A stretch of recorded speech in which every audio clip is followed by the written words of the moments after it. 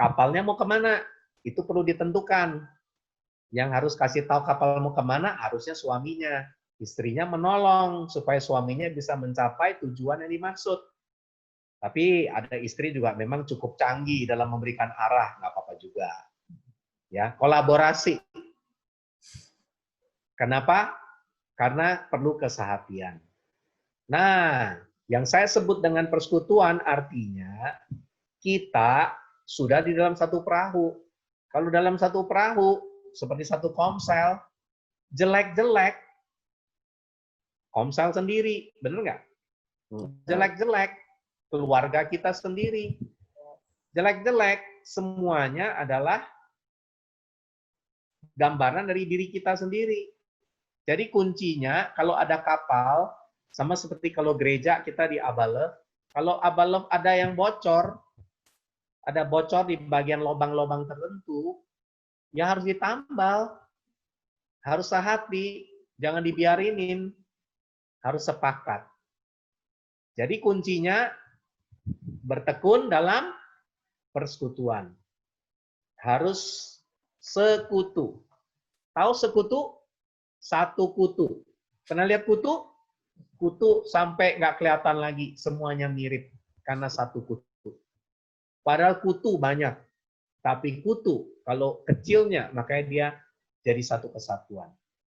Nah, kalau kita hari ini, gimana caranya kita mau bersekutu? Kuncinya adalah, coba buka firman Tuhan. Di dalam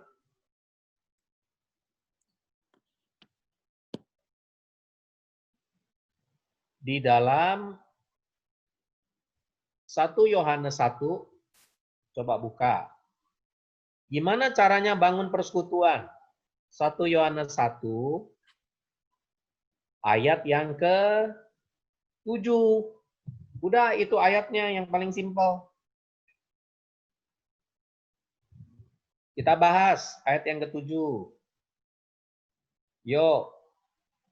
Kalau sudah ketemu, ini yang disebut persekutuan. Mari kita baca sama-sama. Tetapi, sudah dapat belum?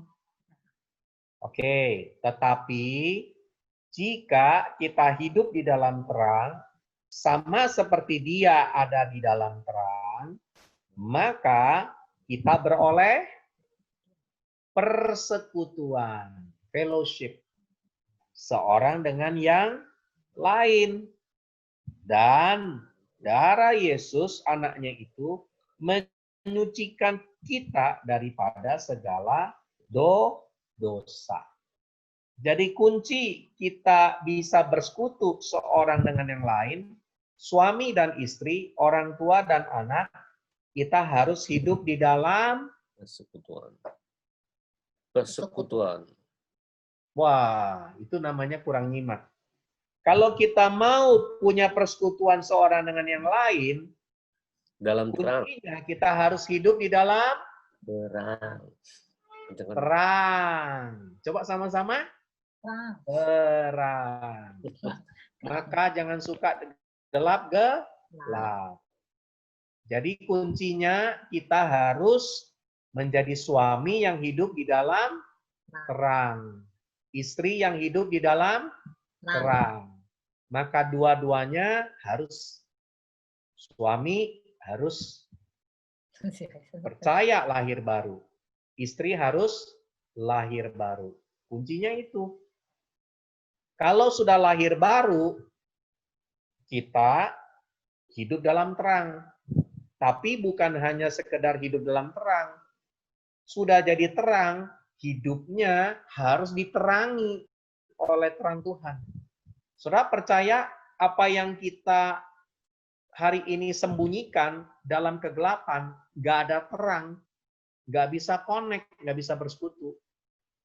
Saya masih ingat kisah-kisah dari keluarga besar mama saya. Saya lahir dari keluarga besar. Mama saya anak kelima dari 20 bersaudara. Berapa? 20 saudara. Saya punya 9 tante, 11 paman. Dari satu kakek dan nenek yang sama. produktif. Karena tidak ada liburan, liburannya bikin anak Persekutuan dalam pada tubuh. masa itu.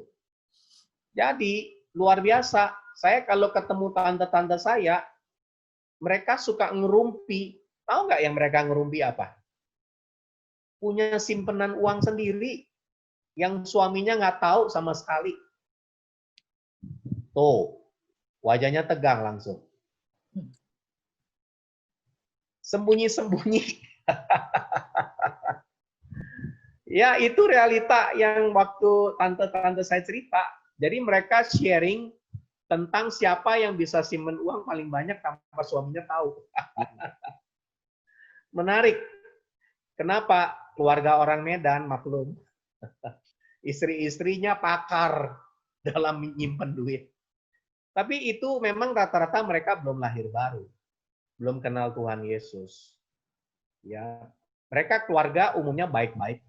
Rata-rata baik. Cuma memang ya itu ada unsur kita seringkali tanpa sadar istri-istri menyimpan sesuatu keuangan atau apa, bikin sesuatu dan bikin kisah-kisah cerita supaya ada uang belanja yang keluar. Ini yang saya cerita realita-realita ya. Ini memang ada ya. Jadi kalau di Komsel Kepompong saya yakin nggak ada sih. Yang ada di luar Komsel Kepompong. Tuh kan wajahnya semua serius, pasti nggak ada. Nah, jadi inilah kisah. Ada istri yang belum terbuka, tapi ada suami juga yang juga nggak terbuka. Contoh, suami nggak terbuka apa? Dia nggak terbuka apa adanya. Saya melihat sebenarnya nggak usah cerita tante ya. Semua kami, ini kalau soal suami saya cerita diri sendiri. Kadang-kadang kita mau buat sesuatu yang istri kita jangan tahu. Soalnya nanti kalau dia tahu jadi ribut. Nah itu. Bisa-bisanya tuh dia tahu. Benar nggak? Tuh kan. Wajahnya yang istri-istri amin semua. Kenapa? Karena memang itulah realita. Kadang-kadang suami nggak terbuka, nggak ngomong. Lebih Jadi baik kuncinya apa yang kita alami hari ini, Tuhan suruh kita hidup di dalam terang. Kasih tahu sebelahnya, hidup di dalam terang. Ya, memang nggak mudah. Kadang-kadang kita cari terangnya yang nggak terlalu terang sih. Cari yang agak setengah remang-remang. Supaya nggak itu kelihatan. Tapi kita nggak akan punya persekutuan. Ya, saya bersyukur. Contoh anak saya. Anak saya ini kisah nyata. Udah remaja, udah punya pemikiran dan lain sebagainya.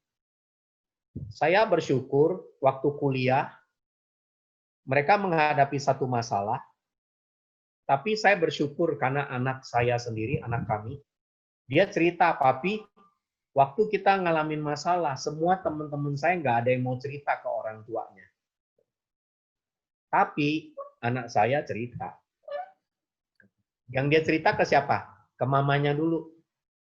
Karena salah kan, ada kesalahan. Kalau cerita ke papanya pasti diomelin. Jadi memang lewat perantara dulu. Perantaranya mamanya. Mamanya baru nyampein ke papanya, ke suaminya. Nah, tapi saya bersyukur. Kenapa? Karena anak dia terbuka. Sedangkan anak-anak teman dia nggak ada yang terbuka. Jadi mereka hanya handle sendiri. Nah,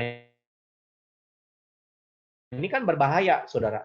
Kalau kita bersekutu, kita tidak terbuka, kita berbahaya sekali. Lalu dikatakan ayat 8, jika kita berkata, lihat ayat 8, jika kita berkata bahwa kita tidak berdosa, maka kita menipu diri sendiri, dan kebenaran tidak ada di dalam kita. Jadi sebenarnya nggak boleh kita bilang pasangan menunjuk pasangan yang lain, orang tua menunjuk anak, anak menunjuk orang tua, anggota Komsel menunjuk PKS, PKS menunjuk anggota Komsel, atau satu dengan yang lain, bahwa, oh saya benar, kamu yang salah. Itu namanya kamu menipu diri sendiri. Tuhan bilang, semua kita berdosa. Berarti semua kita hidup di dalam tidak sepenuhnya dalam terang. Kita juga ada dalam kegelapan. Maka yang harus kita lakukan, nah ini ketekunan yang berikut yang saya mau ajarkan kepada kita. Jika, ayat 9, jika kita mengaku dosa kita. Ngaku, ngaku, ngaku. Coba lihat sebelahnya, ngaku, ngaku, ngaku. Nah, bagian ngaku-ngaku memang kadang-kadang nyentuh ke aku. Kalau udah bicara aku, biasanya kurang mau ngaku. Karena bicara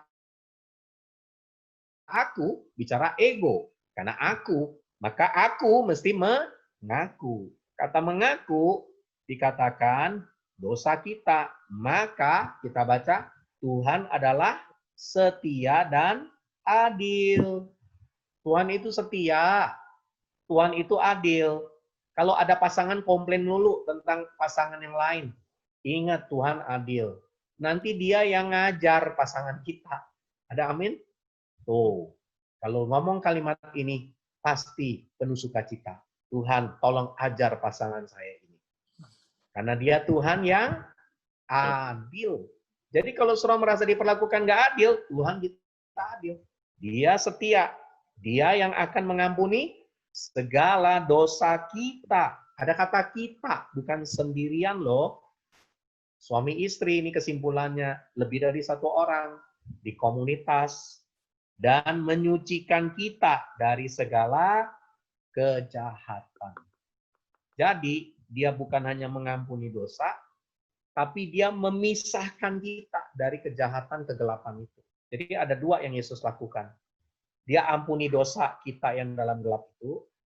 Terus yang kedua, dia memisahkan kita. Kalau saudara baca kata menyucikan di dalam Alkitab, menyucikan itu selalu kata yang dipakai adalah separate, memisahkan. Jadi kita dilindungi dari segala kejahatan. Ya, hari ini sama seperti Tuhan melindungi kita dari COVID, kira-kira begitu. Jadi ayat yang kita bisa baca lagi yang terakhir nih, Yakobus 5. Ayat yang sudah sering banget kita baca. Tapi konteks ayat ini sebenarnya, nah saya mau tambahkan dari topik bertekun di Pastor Note, sudah dengar atau tidak, yang ada di app. Berapa banyak yang sudah download, install app kita? Wah, masih banyak nih belum. Pak Hendrik udah install belum ya? Sudah install app kita belum? App Abal Barat. Belum, Pak. Belum. Boleh saya tunggu, Pak, sekarang diinstal? Itu gampang. Pakai Android atau pakai iPhone? Pakai Android. Pakai Android, ketik aja. Ketik apa, Pak Beni? Abal App. Ada warna merah. Linknya udah ada dikasih. Ya, tapi ini Pak, ini warna merah. Karena saya pakai iPhone, nah ini warna merah. Kelihatan nggak ya? Ini, Wah, nggak kelihatan nih. ini kelihatan nggak ya? Susah. Bentar ya.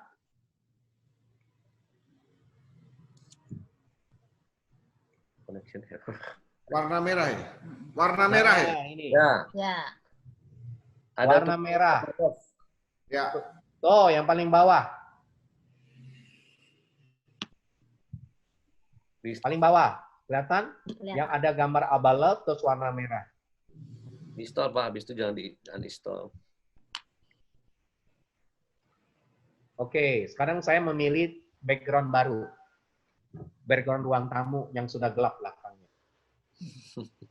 Kok suka? Nah, jadi kesimpulannya, coba yang masih belum siapa lagi? Pak Ferdi udah belum? Pak Ferdi.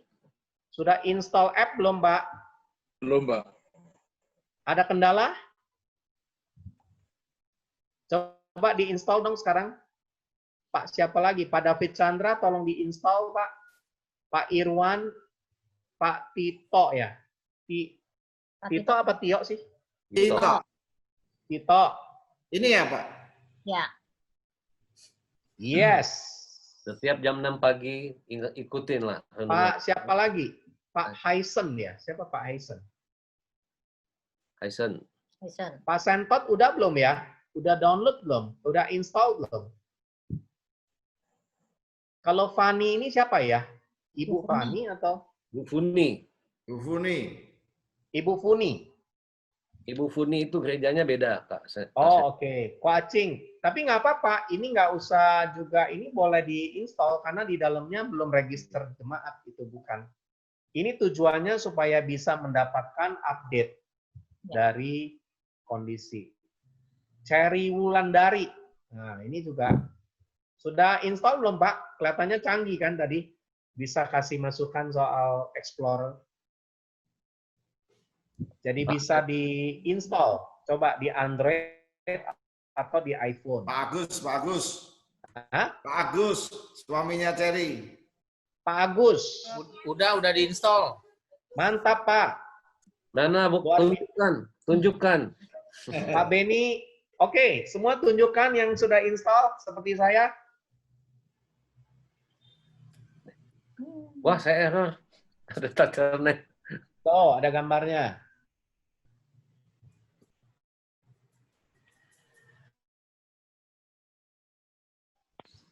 Pak Irwan, udah kelihatan ya, sudah bisa ada letter sermon, ada diffusion bentar ya.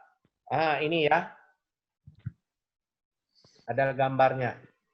Oke, Pak Ferdi nanti tolong ya Pak, habis kelar Pak Benglin juga, Pak Agus, Oke, Pak. kalau boleh ditambahkan Pak, Pak Haisen juga, kalau sudah Pak David udah belum ya? Pak Sentot udah ngilang lagi nih. Cuma kelihatan hitam-hitam. Jangan hidup dalam kegelapan, harus hidup dalam terang. Yang gelap-gelap kayaknya lagi install. Memang sengaja saya mau minta supaya kita install, supaya semua bisa belajar. Karena ada setiap Selasa selalu kita keluarkan Pastor Note yang muncul. Ada notifikasi saat teduh yang kita juga berikan. Oke, Pak Hendrik, thank you. Sudah. Masih ada yang belum? Pak Haisen udah? Masih bingung nih. Tolong Pak Beni ya, yang pastikan ya. Ya. Oke. Pak Irwan udah belum? Pak Irwan, udah Pak? Semua lagi doa syafaat untuk mendapatkan pencerahan supaya bisa install. Itu setiap jam 6 pagi, itu dikasih note. Jadi ada notifikasi saat teduh. Ya. Jadi sangat menolong kita. Pak Sentot udah install, Pak? Coaching. Wah, kelihatan hanya kepalanya saja. Justru kepalanya yang terang kok, Kak Seno. Iya. Dia memunculkan kepala saja sebagai share screen. Oke. Yakobus 5 ayat 16. Oke, thank you Pak Haisen. Kalau sudah, thank you banget.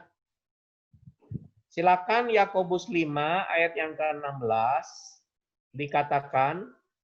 Yuk kita baca kalau sudah ketemu ayatnya. Karena itu hendaklah kamu saling mengaku dosamu dan saling mendoakan supaya kamu sembuh. Ini ayat, saudara tahu nggak ayat tentang apa? Coba baca perikop di atasnya. Mengenai sumpah dan doa untuk orang sakit. Ya, tapi kita juga bukannya terus datang ke rumah sakit terus suruh dia ngaku dosa. Bukan. Maksudnya ada dosa-dosa tertentu yang perlu ada pengakuan dosa. Kalau sudah pengakuan, harus saling mendoakan. Dan sembuh secara fisik. Makanya banyak orang nggak sembuh-sembuh penyakitnya. Ada faktor-faktor salah satu tentang dosa yang belum diakui ini. Maka kita perlu suami istri. Yang dimaksud di sini itu bukan ngaku kemana-mana, bukan ngaku ke pasangan. atau ngaku kepada pemimpin atau pemurid atau orang yang mengcover dia supaya kita disembuhkan. Kata sembuh di sini sembuh secara fisik. Maka apa yang dikatakan? Doa orang yang benar. Bila dengan- Siapa orang benar? Orang yang sudah ngaku dosa jadi orang benar. Kenapa doa kita nggak dijawab? Belum benar doanya. Bukan soal doanya belum benar, orangnya belum benar. Jadi orang benar, mau doanya ngaco, belum bisa banyak doa. Kalau dia udah jadi orang benar, bila dengan yakin didoakan, sangat besar kuasa. Jadi ingat, Tuhan mau kita mengalami yang disebut ketekunan. Ketekunan dalam hal apa? Bersekutu. Bersekutu gimana caranya? Hidup dalam terang. Darah anak domba menguduskan kita. Kita baru bisa bersekutu. Persekutuan ada 3. Persekutuan roh, jiwa, sama tubuh. Lalu kita perlu beberapa hal, kita perlu pengakuan supaya ada kesembuhan. Nah, saya selalu mengajarkan begini, ngaku dosa bagus, tapi harus berhikmat. Kalau nggak berhikmat jadi masalah. Maka saya mendorong kalau mau melakukan pengakuan dosa, saudara mesti belajar untuk konsultasi kepada pemimpinmu atau didampingi supaya pasangannya siap. Ya, oke, kira-kira itu yang saya mau bagikan, dan saya percaya bahwa ini yang kita perlu lakukan, bertekun dalam bersekutu. Bertekun dalam Saudara percaya nggak? Kalau saudara bersekutu dengan Tuhan, makin lama kita makin mirip siapa? yang kita tanya. Mirip Tuhan. Kan bersekutu. Pokoknya ingat, kalau kebiasaan yang baik dirusak pergaulan yang buruk. Jadi kalau kita bersekutu sama Tuhan, pasti sifat-sifat Tuhan semakin nyata dalam diri kita. Jadi ternyata kita bersekutu sama apa, menunjukkan nanti tipe-tipe kita akan seperti itu. Contoh, saudara bersekutu di YouTube, nontonnya yang nggak benar terus. Nanti saudara akan sama seperti yang saudara bersekutu di YouTube itu. Yang dijadikan. Oh, ada yang senyum, punya pengalaman. Ada yang tegang, lebih pengalaman lagi. Ada pasangannya, makanya tidak berani ngomong apa-apa. Ya, tapi sekali lagi saya tidak ada maksud apapun, tapi maksudnya kita bersekutu penting, kita harus tahu apa yang kita sekutukan, kita akan jadi seperti itu. Setuju? Setuju. Kalau saudara semakin bersekutu dalam kerohanian, komunitas yang rohani, makin lama saudara pasti akan makin rohani. Daftar komunitasmu, daftar orang-orang yang ngobrol sama engkau, itu sebenarnya adalah refleksi dirimu.